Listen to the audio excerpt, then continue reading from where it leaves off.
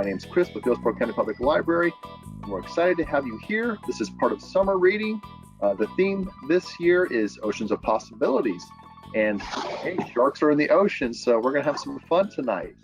If you want to find out more about our summer reading program, you can go to hcplc.org/summer. There's a lot of stuff there you can find out about our reading challenges and prizes, all sorts of things. So I invite you to do that. And again, our program is all about sharks. We'll begin in just a moment. We'd like to also recommend a book. This is in our Hoopla ebook collection, which means you can borrow it instantly. You don't have to wait. And this book is called Sharks, A Mighty Bitey History by Miriam Forster.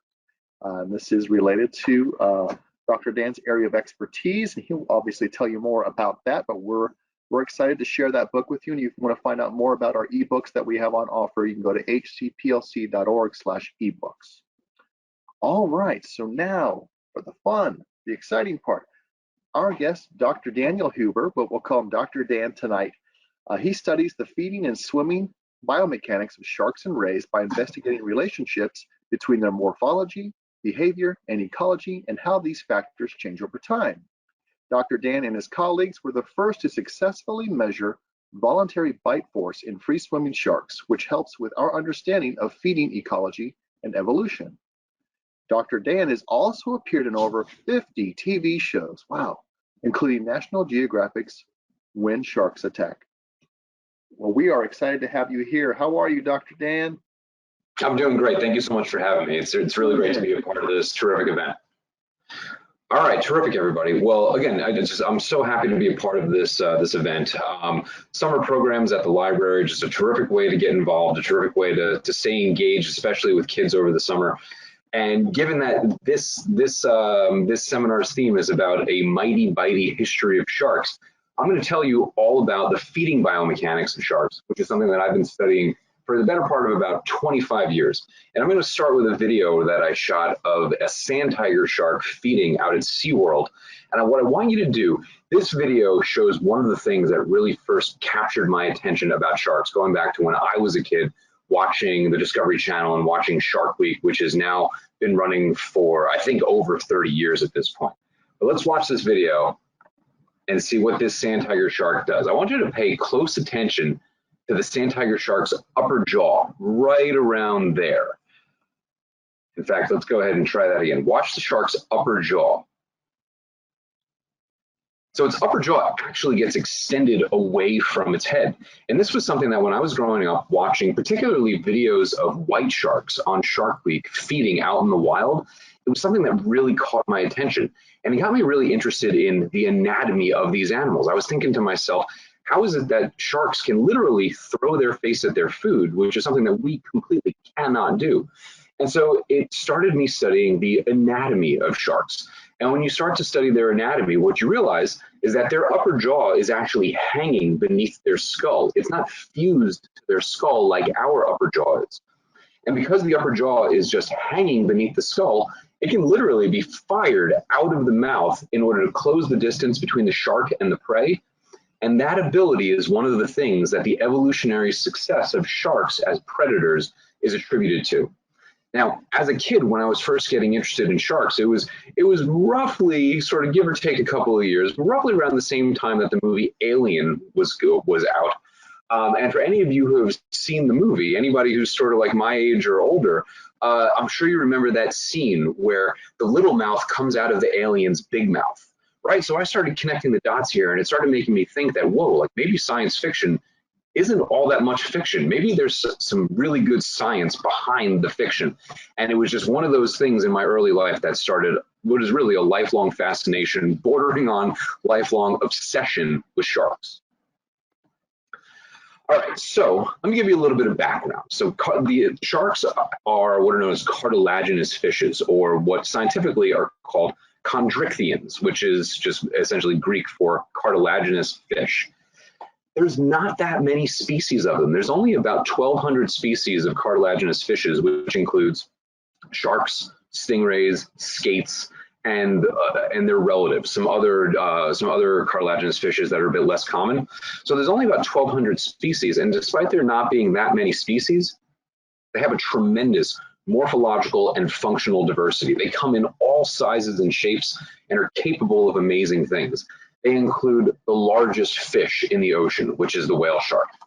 They include one of the fastest fish in the ocean in the mako shark, and they include one of the most powerful animals on the planet. Forget about the ocean. One of the most powerful animals on the planet, which is the white shark, right? And so we've got this relatively small group of animals that has this really large amount of variation in their sizes and shapes and what they're ultimately capable of.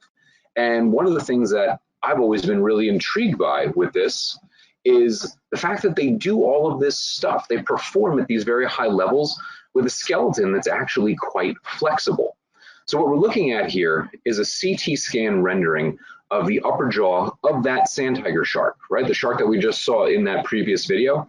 And what it shows is the structure of a shark's jaws. And I think you can liken them to some extent to an orange.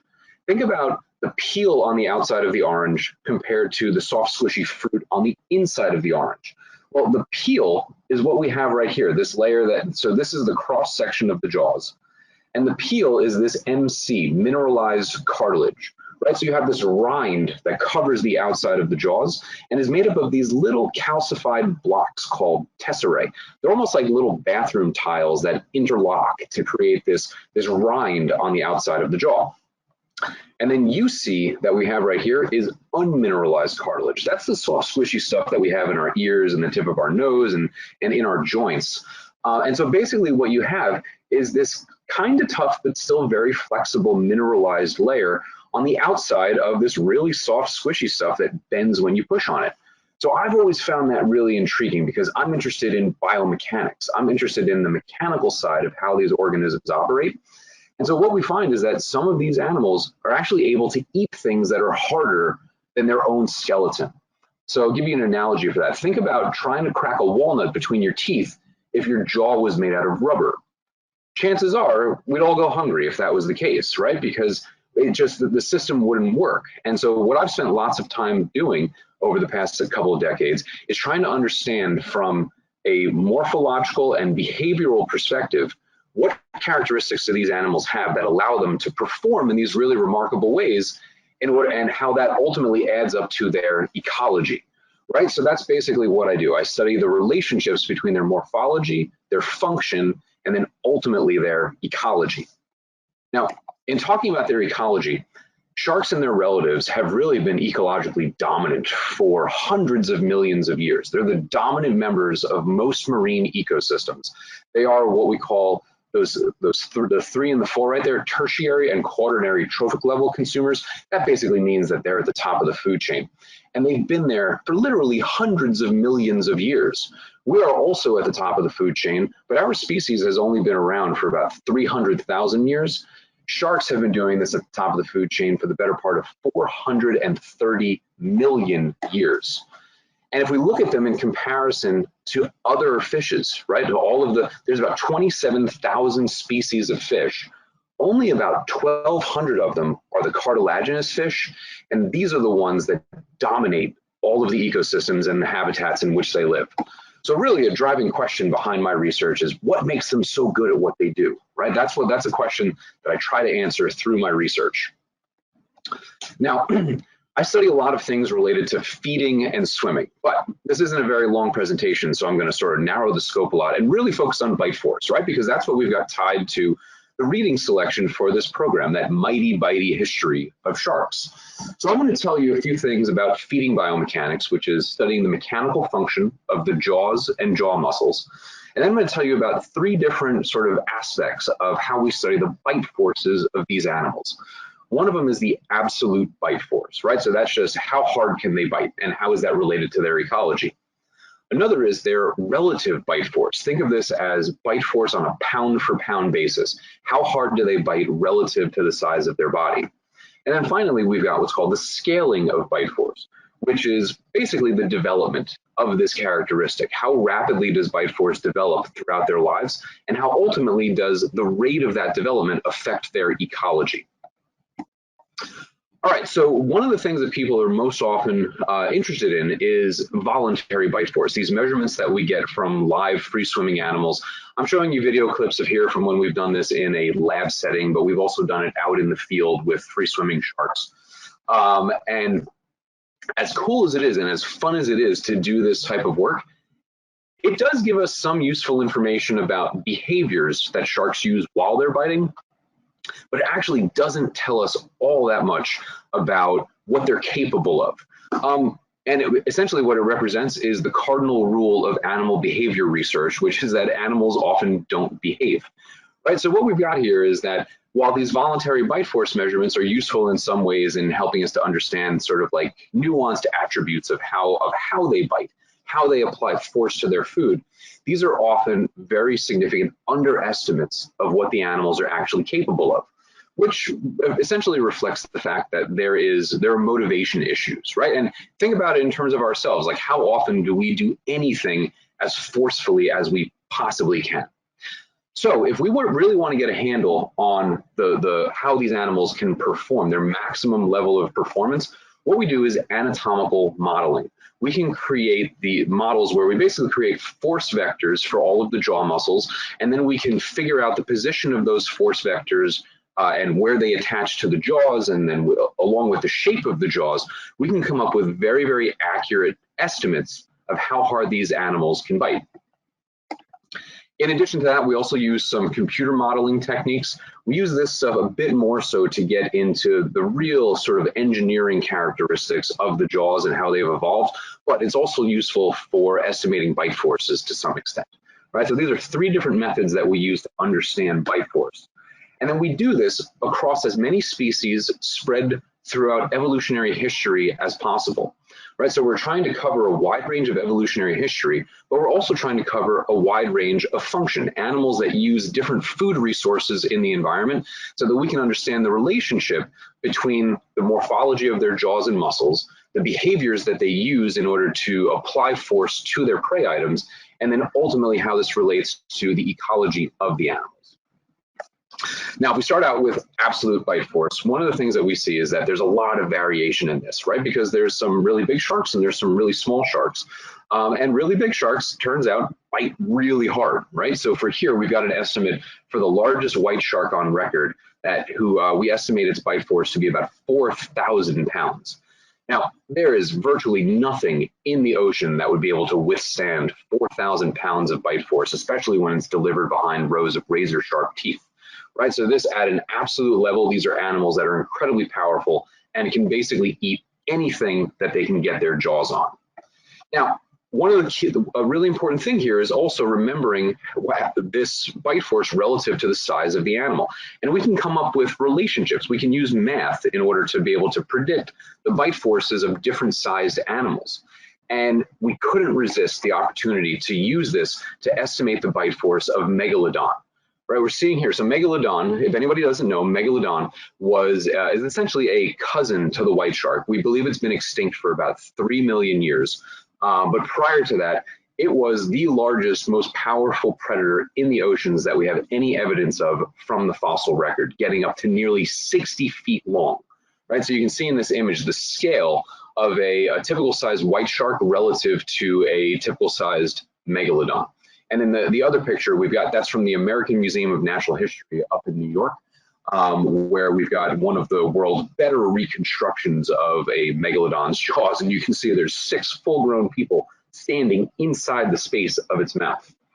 Now, when we estimated its bite force, we came up with a number of about 41,000 pounds.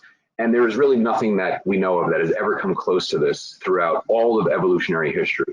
This is, based upon the evidence that we have available to us, the single most powerful predator that has ever existed in the world's oceans. And again, granted, we're always discovering new things, but based on what we know from the fossil record so far, this is the most powerful predator that has ever roamed the oceans. Now, it's kind of difficult to wrap your head around 41,000 pounds of force. So the best example that I've found to sort of like bring this into perspective is this.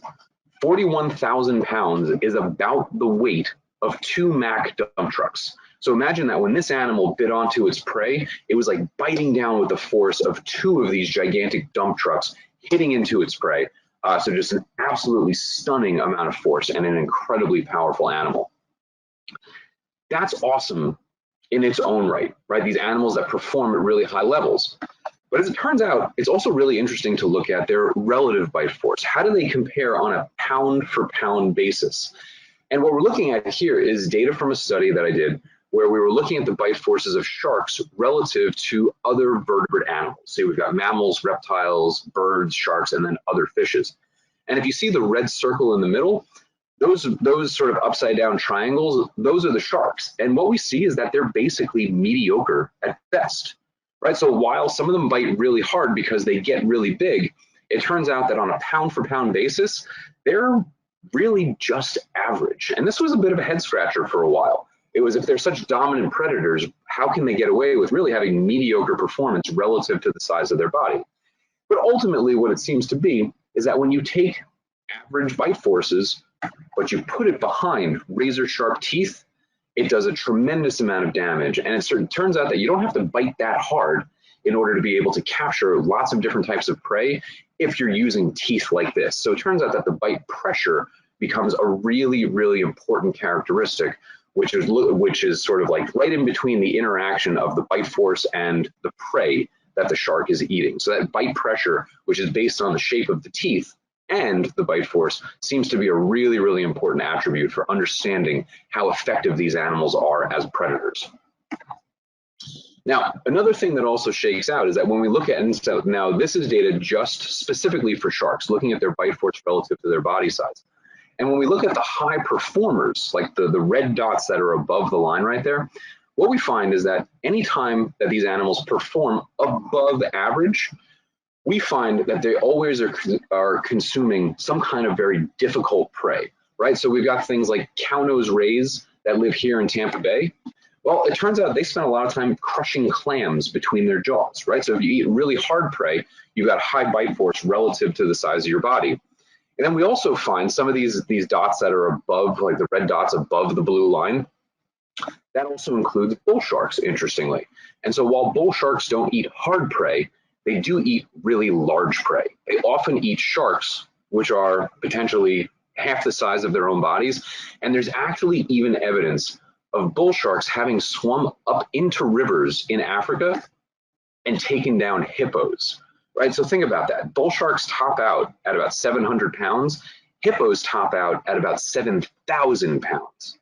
So what we find is that when you look at this in the relative sense, this pound for pound bite force, those animals that perform at a really high level are the ones that are doing things that are eating things that are functionally difficult, whether it be hard prey or really, really large prey.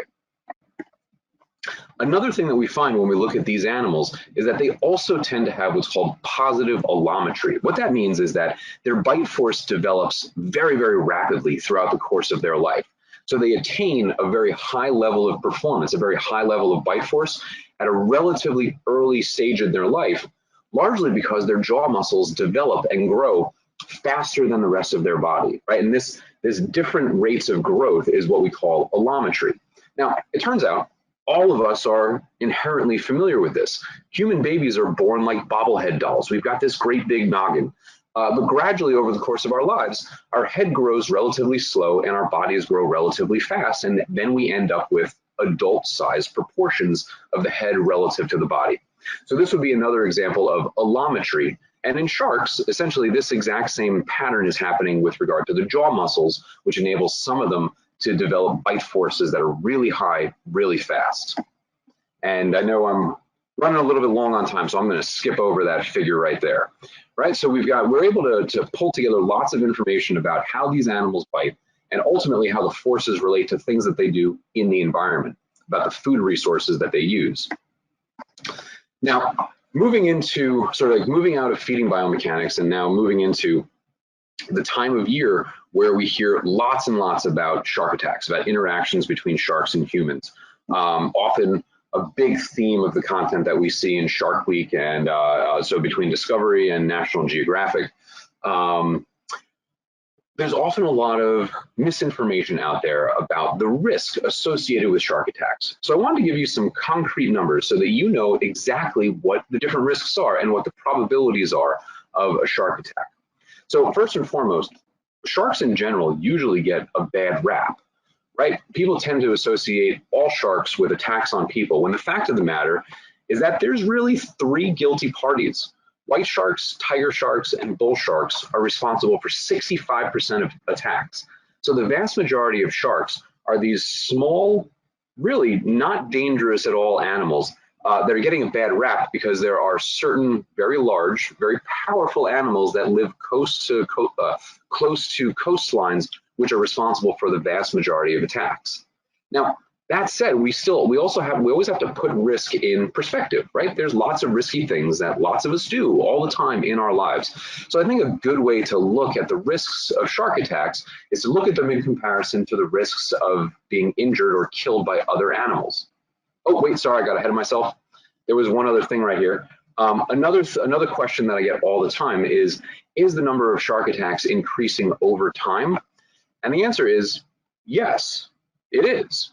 But it's a bit misleading, because in reality, when you look at the number of shark attacks as a percentage of the size of the human population, nothing is changing. If anything, the percentage of shark attacks is actually going down over time, right? So yes, the number of shark attacks has gone up over history, but that is because there are more of us going to beaches and into the water, right? So the percentage of shark attacks has not gone up over history.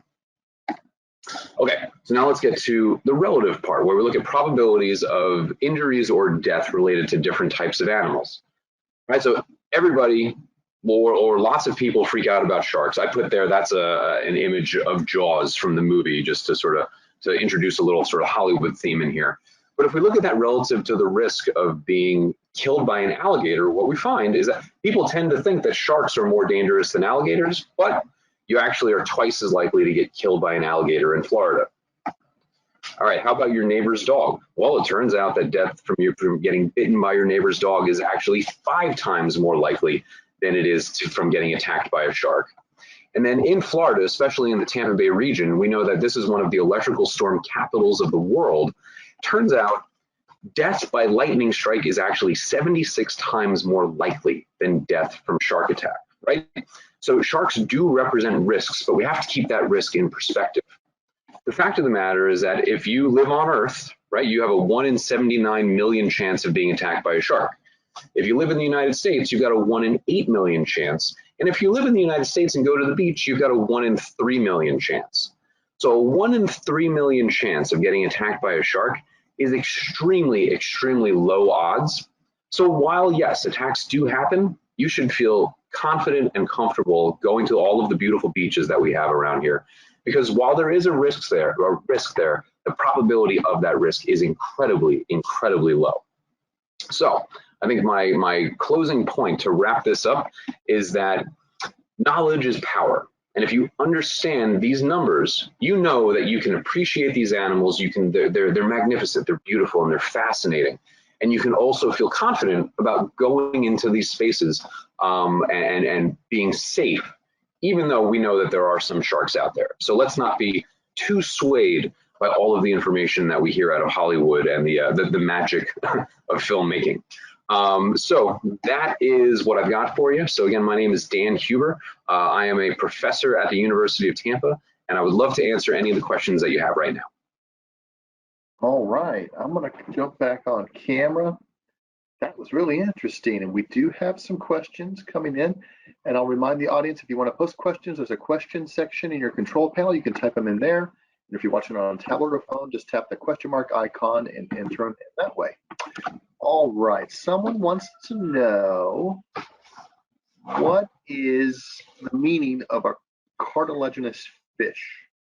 Okay, so cartilage is a skeletal material. So our skeletons are made out of bone, but we do have some places in our bodies that we have cartilage.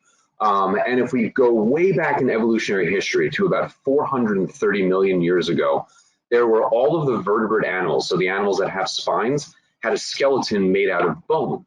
But if anybody's ever seen fish in a fish tank, you know that your common tropical fish, the vast majority of fish, can just hover in a single place. And that's because they have something called a swim bladder. So a swim bladder is like a balloon in the middle of their body that helps to regulate their buoyancy. For any of you scuba divers out there, fish have a built-in BCD, buoyancy compensation device. They can change the amount of gas that's in that little balloon so they can move up and move down in the water column and stay neutrally buoyant. Well, it turns out that the group of fish from which the sharks evolved didn't have that characteristic. They didn't have that buoyancy control device. And so what that means is that they were negatively buoyant and they sink down to the bottom of the ocean. So there's two main strategies that sharks and their relatives have evolved in order to deal with that issue. One is to make the skeleton much, much lighter by switching from bone to cartilage, right? Because cartilage is way less dense than bone is. And the other is by having a really gigantic liver inside their body. Their livers are filled with oils. And if you think of oil on water, or like oil and vinegar for salad dressing, the oil always floats on top because it's a lower density, right? So between switching to a lower density skeletal material and by filling their body with this great big liver, which it can be 30% of their body weight. It's gigantic compared to the size of their body. And that liver having all of those oils in it, it helps them to be, well, honestly, they're still negatively buoyant. They still do tend to sink, but less so than they would have been if they hadn't had those evolutionary changes. Very interesting. All right, thank you. Moving on, someone wants to know, on average, how many years do sharks usually live?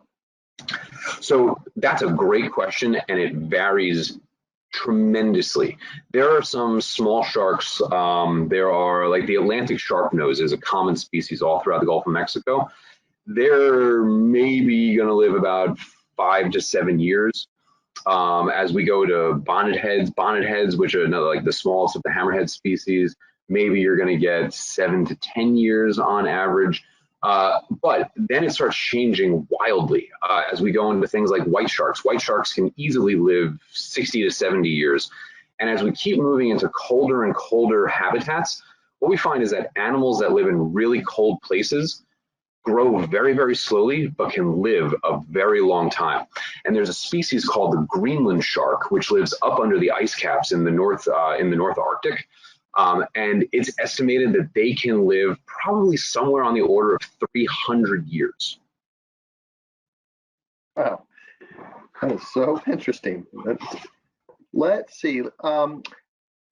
Do you think in the deep sea that we haven't been able to explore is something close to the size of a megalodon alive now? I guess someone wants to know if there might be one out there. So, okay, so there's two answers to this. The first answer is that there's so much that we don't know. And that's one of the great things about being a scientist. We're always we're searching for new information. We are in pursuit of knowledge. Like that is essentially what research means. We're chasing knowledge, and there are so many unanswered questions. And for any of the kids that are out there in the audience right now, think about the world around you. Think about big questions. Think about things that fascinate you, and then think about what we don't know about it yet, and chase those questions. Because I promise you, it's a ton of fun to be in a scientific career. That said, specifically when it comes to megalodon, if we're looking for something that is like directly equivalent to megalodon. It turns out that megalodon, based on all of what we know from the fossil record, spent most of its time actually in fairly shallow seas. We know that it used shallow estuaries as nursery grounds for all of its pups to be born, like right along continental shelves.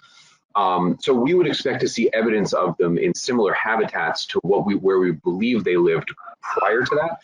And we don't see that evidence now. I mean, we see in the fossil record, we see whale bones that have evidence of megalodon teeth like gouging through them. And these, if you think of how big sea turtles get now, there were ancient sea turtles that were easily 5 times the size of the biggest sea turtles that exist now.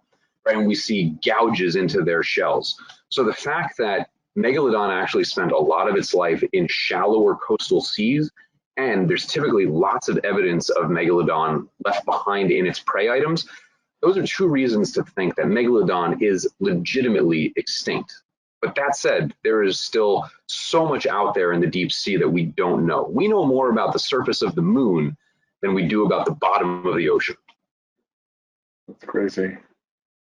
Very, very interesting. All right, we have time for a few more questions. Someone wants to know again the name of the orange peel tissue that covers the jaws. What is that called?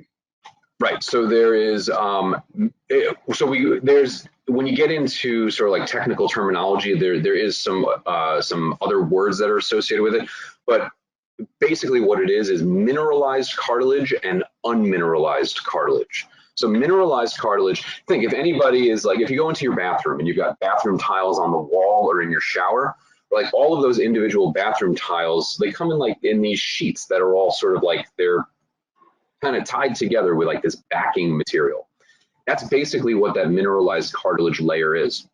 Right. It's all of these sort of like roughly hexagonal shaped blocks that are linked together by these little ligaments in order to make this rind that wraps around the outside of the jaws. And then it's the soft, squishy stuff, the unmineralized cartilage that fills the middle of that space. Cool. Someone wants to know, does the depth or temperature of the water affect the shark's bite force? That's a really interesting question. All right, so temperature is absolutely going to affect it. If anybody's ever heard of the word an enzyme, chances are you've heard the word enzyme. So enzymes are these molecules. It's like a type of protein in our body, which is responsible for making chemical reactions happen quickly. So enzymes are very, very affected by temperature. The warmer it gets, the faster the enzymes work, and the more some process is able to happen.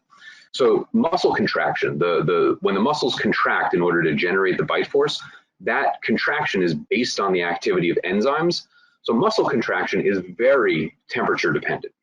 The thing about lizards in the desert or snakes in the desert, they spend the first half of the day just basking in the sun, literally to warm up their muscles to the point where they can go out and gather all of the resources that they need. So on the one hand, yes, temperature will absolutely affect bite force because it affects the performance of the muscles. In addition to that, what we tend to find is that as you go deeper and deeper and deeper, think about that mineralized layer of cartilage in the shark's jaws. As you go deeper and deeper and deeper in the ocean, it turns out that there's less calcium available. And that's due to a whole bunch of complex ocean chemistry. But basically, a key thing here is that the deeper you go, the less calcium there is. And calcium is what we use to reinforce our skeleton.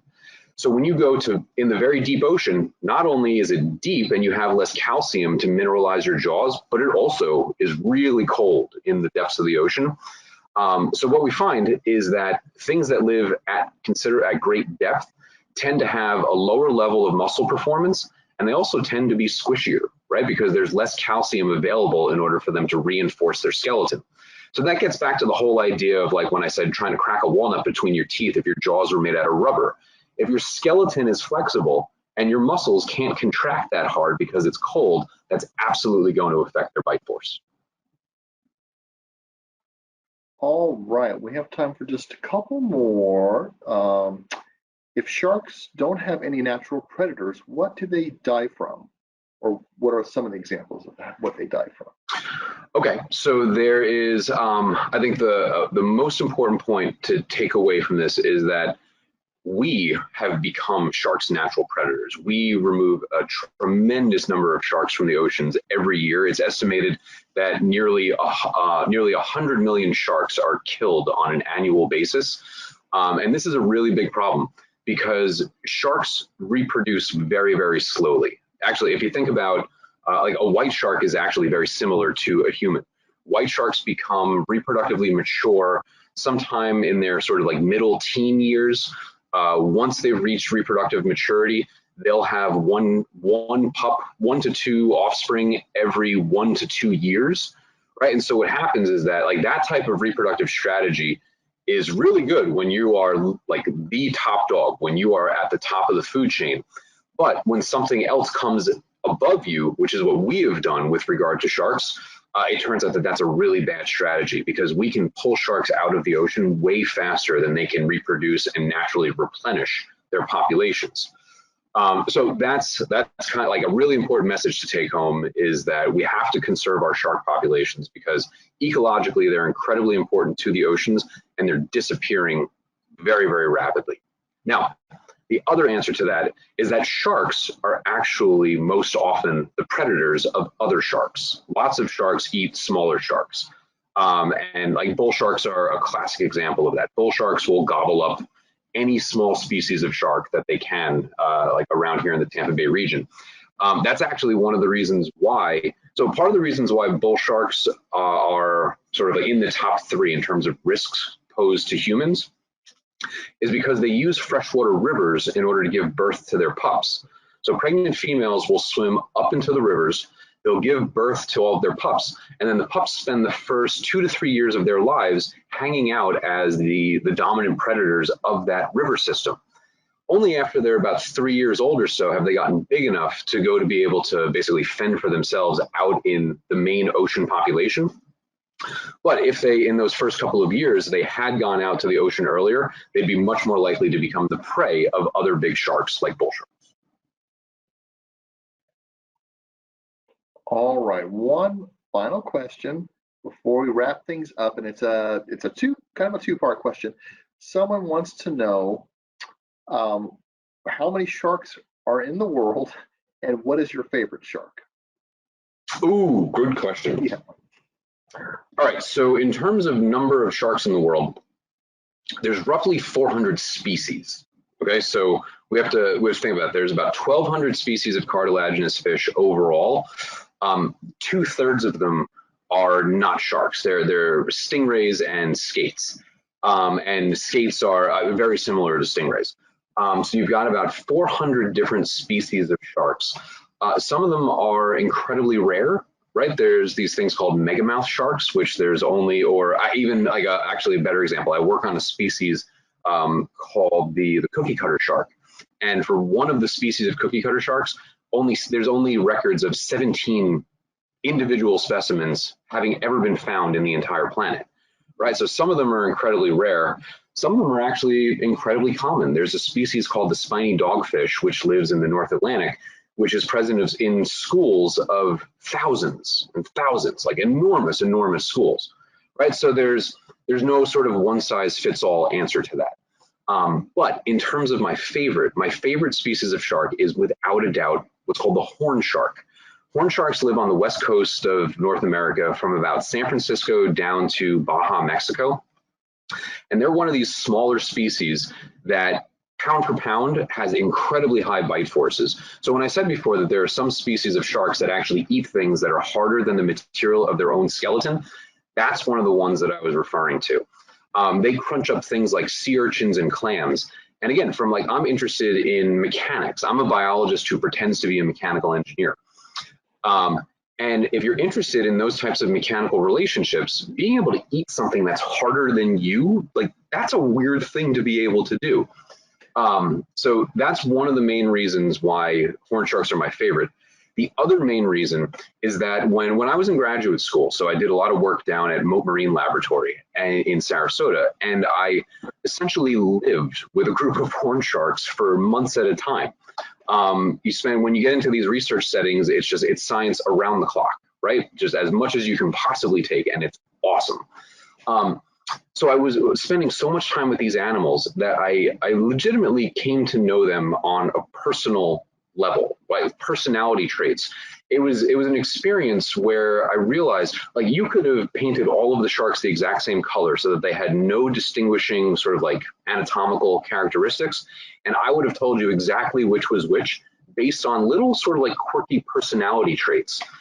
So much so that when I would come into the room and flip the lights on, they would start circling the top of the tank because they wanted to be pet. They wanted physical interaction. And there was one of them that if I didn't pet it, it would stick its head up out of the water and shoot water out of its mouth at me. And it was a really, really important experience early on in my scientific career, because it taught me that there is so much more going on up in the head of a shark. They are not just these mindless eating machines, right? Like there are legitimate individual personality characteristics that you can actually get to know. And it was just, that was probably the most important lesson that I've ever had about animal behavior and about how much there is to respect about these animals and about life in general, because they are really, really sophisticated. And it's been just so much fun to spend the past couple decades of my career studying them. Well, we're glad you're studying because we've learned so much in this short time with you. Thank you so much for answering all these questions and for the great presentation. It's so fascinating to hear all this stuff. It's my pleasure. Thank you so much for having me. Yeah. I'm going to go ahead and bring up my screen one more time. We have a closing slide here for you all. If you want to contact the library, you can go call the number on the screen, 813-273-3652, or go online at hcplc.org/contact. Also on our website, you can submit your library story, and you can also check our calendar of events to find out about more programs like this one. And that's it. Thanks again, Dr. Dan. We really enjoyed it. We appreciate Thank you so much for having me.